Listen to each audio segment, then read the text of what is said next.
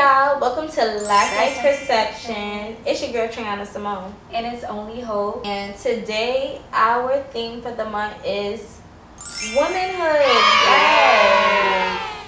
You know, it's Women's Month. You know, we celebrating ourselves in March. So what better than to bring it to you as a woman? Yeah. Took it to you as a woman tonight. Yeah. Straight like that. Let's get our questions out. So for the first one of perspective, we using the category of perspective because of course this is called Last Night's Perspective. So therefore we want to give y'all basically how we thought before versus how we are thinking now. What misconceptions about womanhood did you once believe but no longer do? So I feel like one misconception I felt like I fell into is like being hyper independent. Like you don't need nobody. Like I'm a woman, I'm a grown ass woman, like I can take care of it, like I got everything, like I got the bills, I got everything. Like we just have to have everything on our shoulders. And sometimes it's okay to ask for help. Like it's okay to not have everything all together. So I feel like as a woman we feel like we need to have it all together. We need to show face and stuff like that. And I feel like it don't really gotta be like that. Like it could be like that, but when we in need and when we need a little stretch, a little hand, a helping hand, we could take it. You read me for a book. Because I was about to say, can I tell you a secret? I ain't learning yet. I don't know. I feel like, and maybe that is a misconception that I'm learning now. I don't feel like I don't need anybody per se. Yeah. But what I feel like is I could do it on my own. And I still like hyper independence. It's like, oh, nobody helps me. It's like the attitude of like, whether I get help or I don't, I'm going to do it myself. Yeah. And I mean, of course you want to have the attitude, like, I have the ambition, like, I know I could do it, but I feel like there's a difference inside of me. It's more of an ego, like, I'm going to do it myself. Like, whatever. I'm gonna get it done. I'm going to get it done. And it's really, like, not towards nobody else, but it's just, like, I got to prove it to myself that I could get it done. Yeah, and on my time, and it's, like, when I want it done. Because I feel like when you ask for help, it's kind of like you gotta rely on other people's timing. When you ask for help too. And I think that's what it is for me. It's a control thing. Yeah. Like I'm just like, I want it done and I want it done now. Like people say like, you want something done right, do it yourself. That's me to the fullest. Like I know I want it done in a way that I want it done, in a manner and the time. So I'm gonna just do it myself. But that's not healthy all the time. So I think that's a misconception. Yeah, I agree with that. Is where, you know, that hyper independence, like you just can't rely on anybody else. I think sometimes when you take the time out to be on somebody else's timing, it could benefit you because it may just slow you down and you may recognize a couple of things in between getting what you want. You know, kind of like it, Because I feel like in a way it always shows up, because I feel like when we feel like we have the whole world on our shoulders and we want to get everything done, when we don't get everything done as we thought in our head, it's like, oh my gosh, but nobody be helping me. But then it's like we expect people to read our mind, like exactly know what we want and what we need. So it's like, but we're not gonna ask for it. But I feel like if people have an open hand, and it's like if we don't have to ask for it, and then somebody comes and they're like on the generosity note, where it's like, all right, I see that you need help on this, but you haven't asked for it, but I see that I have a space where I can extend a helping hand. And it's like that, we would take it. But it's like once you ask it for it, it's like, nah, that felt too close to begging. And that's why I said it's an ego thing. It's like, it's a pride thing. If I could put it in an opposing way, because I want them to understand it like this: inadequacy. It's the fact that at any given moment you could feel inadequate, and inadequate is feeling like the ability to not be able to accomplish or do that thing. Yeah. And I think that's why we feel like we have to prove it to ourselves, like, oh, I can get it done all by myself. Like, girl, calm down, relax, get a foot massage, get your toes done. Like, just, it's okay. We know you can do bad all by yourself. And I think sometimes that's what it is for me. It's just like, I need to know that I could do it by myself. But like, it's okay to know that sometimes you can't do it by yourself. What about in those moments where you just really can't? Because for me personally, I've been in moments where I couldn't do it for myself. Like, for instance, when I lost my grandmother, like, I'm going through grief. I'm going through something that, like, it's new, it's different. It's like a different season of my life. And at that time, like, certain things I just couldn't do for myself. Like, at certain points I couldn't cheer myself up. I had to call on you. Yeah. I had to call on the girls. You know, like I'm just not, feeling it. But that was the times where I put my pride aside. Like I feel like I know sometimes when I shouldn't be, or maybe I didn't even know. It just was like I really couldn't. Yeah. I couldn't do it on my own. So that's when I was humbled and be like, oh yeah, I need some help, y'all. I need some help. Like, come see me. And it really gave, as a woman, I can't do it. As a woman, I can't do it on my own. Like, I'm gonna need y'all as a village of women. Like, come save me, come help me. Like, y'all see me? Give me something, because I really just can't do it on my own. And I think that's the first time I realized for real, like, I can't do it on my own. It took like a drastic experience. Yeah. So, yeah. It's always that drastic experience that'll really take it like, dang. All right, now maybe I do need a little help. No, for real. Like, maybe it is you. Maybe it is. You said, am I the drama? No, for real. But the next one was, has there been a defining moment that shifted your perspective on being a woman?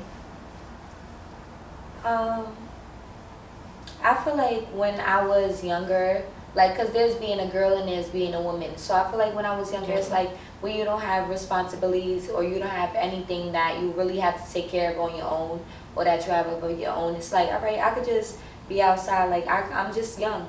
And it's like when you're a woman, you have responsibilities. That's when it takes a turn. Like, you have responsibilities. You have things that as a woman you have to get done.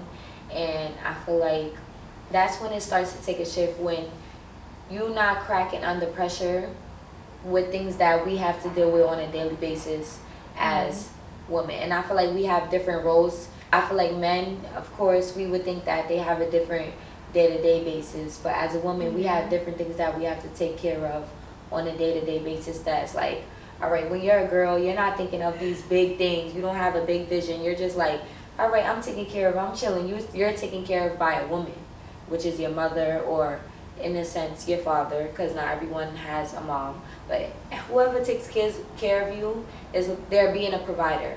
So in a sense, whether that's a masculine energy or a feminine energy, they're still provided for you. So as a girl, you're living under a space where you're comfortable, you're being provided for. But when you become into a woman, it's like now you're providing for yourself. Yeah. So I feel like that's when you become a woman, is when you can provide for yourself and still have a space where I'm providing for myself, but I'm still comfortable and I can do things that I enjoy and that I like doing. Because as a woman, we want to be soft. We're going to do things that we enjoy. I feel like doing things that we enjoy also helps us being a soft woman. Yeah.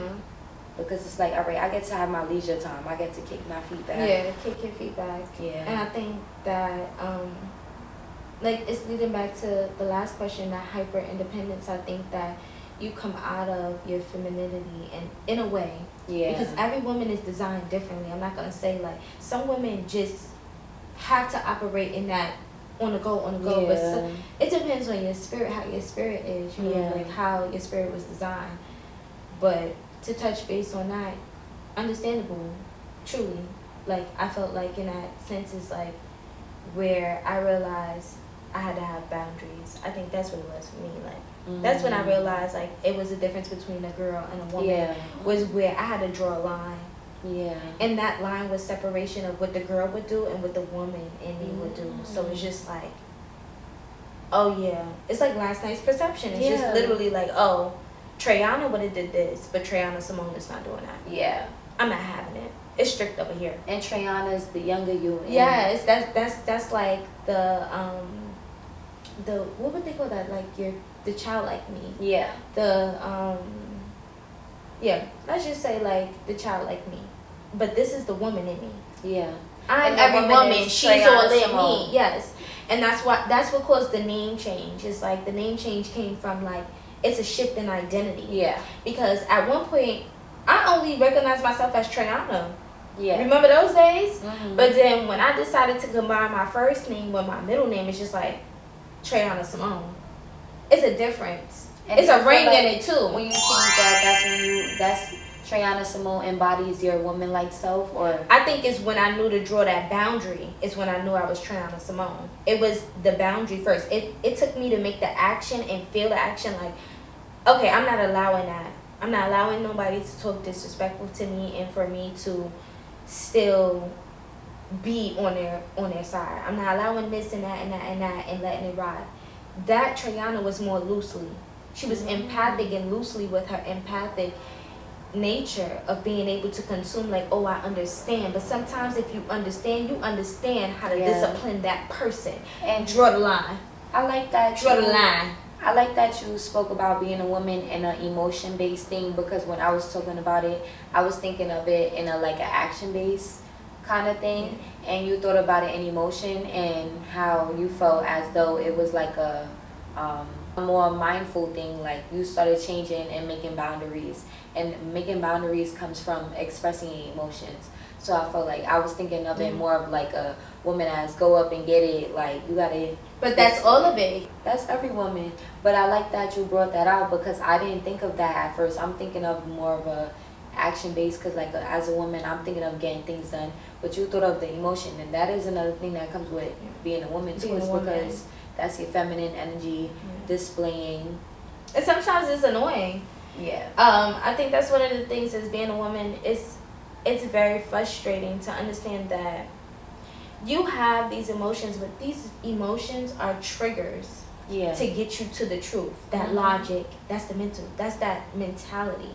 Your mentality is the logic. So it's like this emotion, yes, it's valid for me to feel it. Like I'm not gonna hide it. I'm not gonna shame myself for feeling this way. However I feel, I am deserving of feeling that way. Yes. However, I do not need to fulfill it in action. I need to think about it and think of what mentality I want to have when I take the action. Yeah. So that's what I'm thinking about here is like, you know, that 3-part fold. Like I gotta consider my emotions first, my thought process, so that now I can take the right action. And I think sometimes that's hard for women, because we have to draw that line between where we once were, where we were just emotionally like loose in everything that we did. So like when you're a young girl, you just now feeling your emotions at a height, and you're getting these hormones, these things, and you running rampant. And so you feel like becoming a woman is like having more control and more like structure to your emotions rather than just lashing out. Not control. I don't think you have more control. I think you have more knowledge and you have more awareness. Yeah. And you are able to pinpoint. You are aware. Like this emotion, the last time I felt this emotion is when that happened. So now I know that for the next time I need to think about that. Do I need to draw a boundary there? Like I don't need you talking to me like that. I don't need you doing this like that. I don't like that around me. I don't want to go here, there, and there.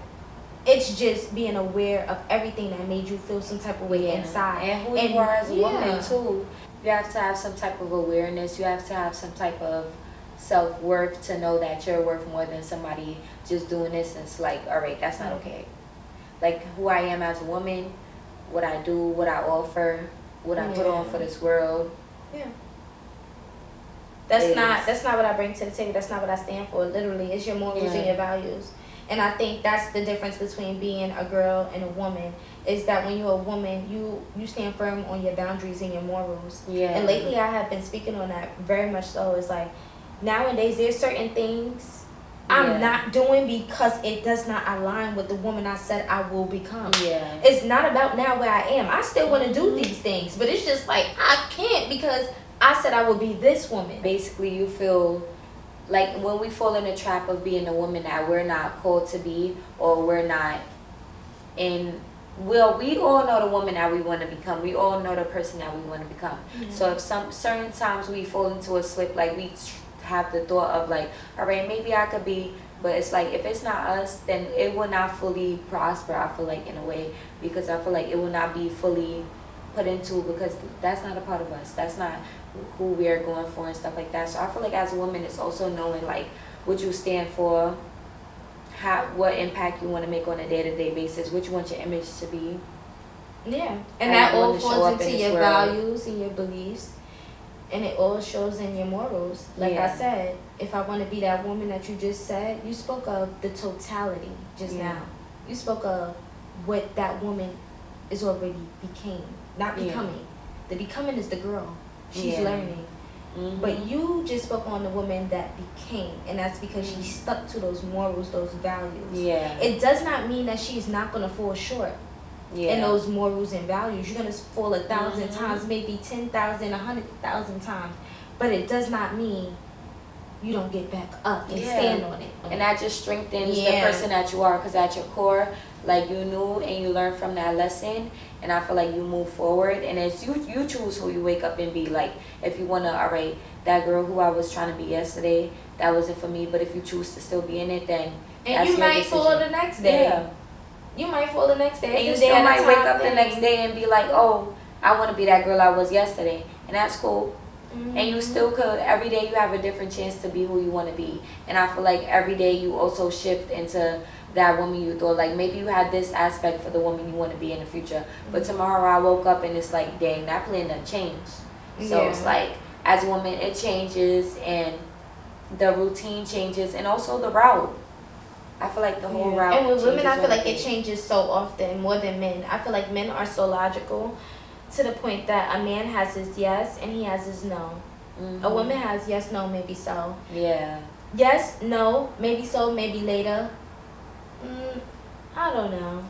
Yeah. A woman has so many options, and I think that is what makes us so conflicted in our emotions, is the fact that we have so many emotions that we make our emotions the options. Yeah. We make our emotions the options. You could feel so. Let's use it like this. Since we talk about modern day, let's use it like, I got 5 men. They all fine. They all do me right. But I feel a different type of way about each. I feel like one is secure. He's securing me. I feel like one is, he's bringing the life out of me. Like, he's humorous. He's bringing that childhood life. I feel like one, he just got that bag. I feel like the other one, he knowledgeable. And I feel like the other one, he got that hood and he got that swag to him that I like. Yeah. Which one you going with? You don't know. That's a lot of options. It's a lot of options, but I think that most times that's the problem, is that we make our emotions the options, and that's why we can't choose which woman we gonna be, because we placing it on what every emotion that we feel, when you should just be aware of your emotions. Yeah. Indulge in your emotions on your own time, in your safe place. Yeah. Evaluate them, and then find out the result. Find out the root of that emotion so that you can heal that. Yeah. What is that for you? Because like you said, you want to be the woman. We talking about woman. You don't want to be the girl no more. Yeah. The girl is the one that's discovering her identity, but the woman is the one who knows her identity. Yep. So in between that space, you gotta be you gotta be bridging the gap. Yeah. You gotta be understanding, like, what makes me her, how I'm gonna get there. Yeah. So. And what differentiates her from the girl. Exactly. You gotta know the compare and the contrast. Yeah. Yeah.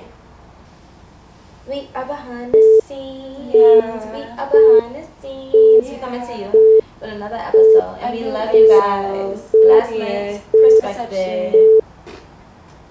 We got 2 names. Yeah. It just shows that we grow. Bloopers. I just want it to be raw, stuff like that. Like, even when we mess up, like that's what I think I want to promote, realness on this podcast. Like, I don't, as much as we're gonna edit, like, I just want it to be raw. Yeah. Cause that's what I don't like about podcasts and content creators. Yeah. I don't like the fact that, that's why I never see myself being a content creator or doing things of this nature. I like it, and I do love it, because it's just a space where you can invite other people in. But the thing that I don't like about it is that it doesn't always come off authentic. Yeah. Everything is, oh, you gotta edit this, cover that, filter this. Like, hell no, I'm not a filtered motherfucker. I'm sorry, I just don't think that's in my nature. Like, there's nowhere I walk in this world, and a few of those I don't like slurred. I can't. Talked over myself, then said the wrong word, and bad, have grace. No, for real. And I think that's what it is. I think when you're raw and you're uncut and you're able to be yourself, it teaches other people how to have grace and mercy on you. Yeah. Like, pardon me for being me. I think that, like, I don't think that's in my DNA to fake it. Like, I don't have it in me. And even when I do try to fake it, people still see it. I be like, how you seen that? How? How you, like, how you know how I'm feeling? Listen, I'm trying to be Professor Hope. I'm trying to be professional. I want to ask you, like, when do you feel like your identity as a woman was questioned? Or when you questioned your identity as a woman? So, like, what you see to be a woman, but when did you question, like, oh, could I be that woman? Because we said we that girl and we trying to get to that woman. Yeah. So when did you question? But I feel like I questioned it when sometimes when you start becoming a woman, it's a task. It's a journey as everything else is. And I feel like in the midst of that, when you're now becoming a woman, I feel like you can have downfalls. It's not always peaches and cream, like, all right, I'm about to be a woman, so I know what to do, I know how to play this out. It ain't no rule book, just how anything else don't got no rule book for real. So it's like when you have those slip-ups, I feel like, even though I feel like the outside wouldn't see because I don't wear what I'm going through on my shoulders, but I feel like, me personally, I feel like in my head it be feeling like when I slip up, I'm like, damn, like, am I feeling like less of a woman to other people? Like, can people see it? But I know that they can't. I think mine's is different. Yours is more external, to where, like, you're wondering if other people are questioning if you're the woman that you say you are. But I think for me, I'm questioning, are you the woman that you said you are? So it's like things where I got a bill to pay. Right. I had a bill to pay, and I chose to, like, put something else, or sometimes it'll even be another bill that's just not necessary right now, like a maintenance bill. I'm getting my hair done, but I know this one is due in 2 weeks, when you could pay that one early and then get this one done too. When, you know, it's things of that nature. It's my decision making, and one of my finances for me is when I'm choosing to take my personal maintenance over the priority maintenance. And it's not like I'm not gonna get both done, because both gonna get done. It's just which order I choose to do it in. It's like, you girl, don't gotta do it right now, girl. Oh, you gotta get your hair, your nails, and your toes. I'm feeling like a girl. It's like you gotta have your next hairstyle done, like in your head, in a vision board 2 weeks before. You gotta have, all right, who I'm gonna book for these appointments, where I'm gonna go, and then you gotta think about your wax. You gotta think about all of these, like, girly maintenances, but then you got real bills for real, because, like, we adulting. No, for real. We're a woman. And like, I think that's what it is for me, is when my personal and my priority bills start clashing. Well, it only clashes because, like I said, that's when I question it, because I let it happen. It's like, girl, you ain't have to get the nails, the toes, and the hair did. You could have paid that bill early. You could have paid it early. Credit cards in good standing. They would pay the credit card off. You know, Credit Karma always hit you with that. Oh, you're doing so good, babes. You could have been doing so good, babes, in early 2 weeks. I never had. But the Credit Karma, I don't be seeing them. I be avoiding them. Oh no, girl. I got their notifications on, girl. Credit Karma. They be like, oh, tips on how, girl. Tips on how what? Tips on how to do this quicker. On how, and then it'll be the same. Oh, the ones at the bottom. No, because I see it when I log in. When I log in on that on the app, see it at the bottom. Yeah, girl. And that's what I'm talking about. I ignore that, but I be like, ooh, this nail set cost $75. Okay. Or ooh, my hair. That's $160. That's okay. That's $210. $250. Oh, for real. Like $250. Okay. Not even including the hair. But still do it anyways, because it's just like, it's going to get done. It's not that fact of sacrificing one or the other. And sometimes you do. Sometimes you do have to sacrifice one or the other. Yeah. But I'm talking about in the cases where you know you have to do both. Yeah. But you choose to do the one that is less of a priority than the priority. That's when I'm like, ooh, are you really Trayana Simone? Or are you acting like Trayana? You can say more than enough. Got you over here like, did I have more than enough?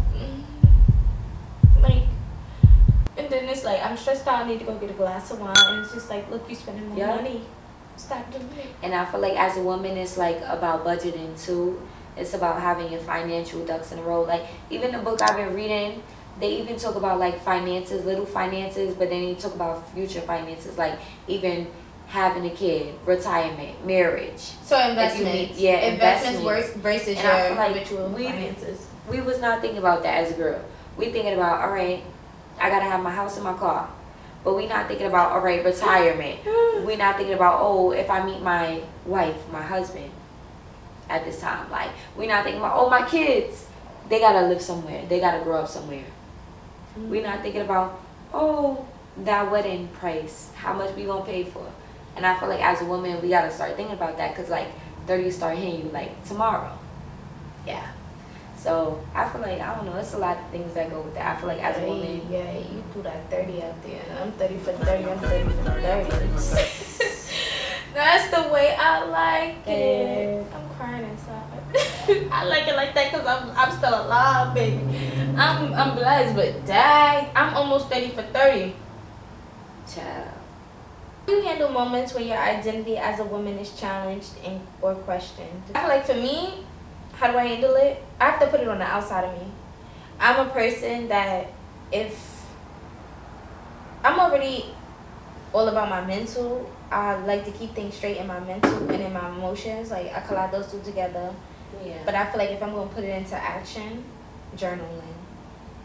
I'm gonna journal and I'm gonna get it on the outside of me so I can see what it look like on paper. I feel like anytime I look at my life on paper is when I can see it for what it is and I can handle it. I know how to tackle it because I'm looking at the key words that I'm writing. So if I'm writing if I read that over and I got the word money, finances, pay more than 3 times, I know it's a problem. Like yeah, you holding out. You need to get yourself together. Yeah. It maybe it's something you need to do there. So I feel like when I can see it on the outside of me is when I could tackle it and I could like form a strategy to know how to deal with it. One step at a time, because it takes me a while to really understand, but it's just the fact that's just my thought process. Like I need to go through every factor of my body and understand it before I make a move. Like that makes sense.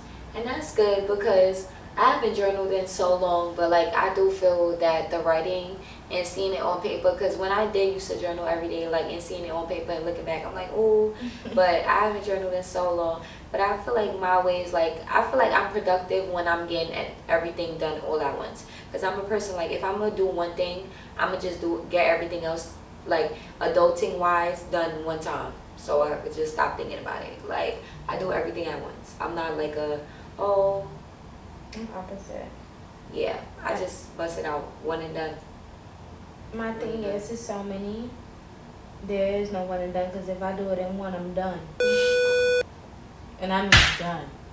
Yeah. It's just like I think about what's feasible, and talking about something being feasible is literally what is possible. Yeah. What could I make happen and still maintain? What could I maintain, basically? Yeah.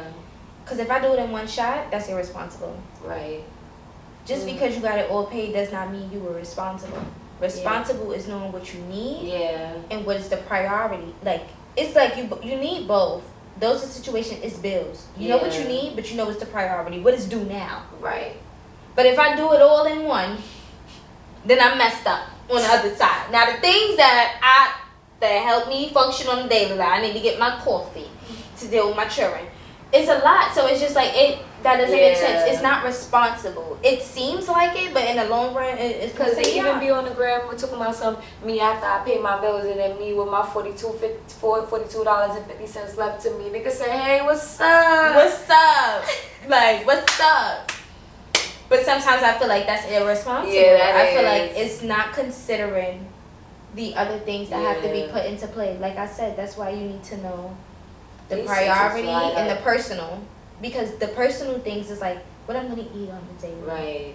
You know, if you drink coffee and you go to work, things like that of that nature, transportation, things of that nature. So it's your personals and your priorities, and if you're not thinking about both, then I feel like it's just irresponsible. Yeah, you're just really not thinking about yourself in totality, because you can pay all these bills you want.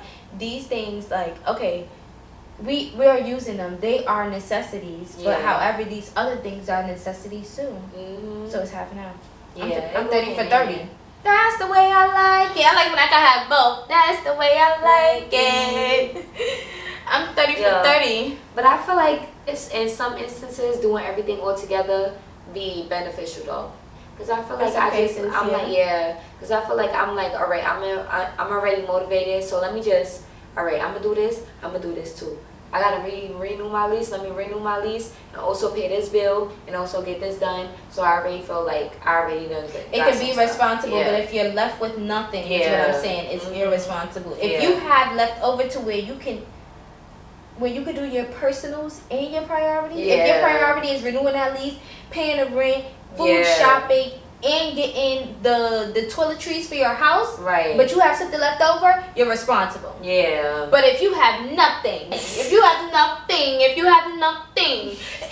having nothing, then it's not responsible. Yeah, it's not.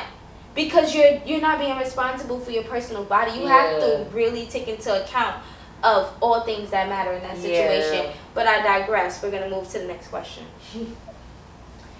So 8 says, what do you think is the most powerful thing about being a woman? Baby, that I need you. You all night long. What? Until the very last drop. And the band keeps playing on. Hey. Won't no, won't it?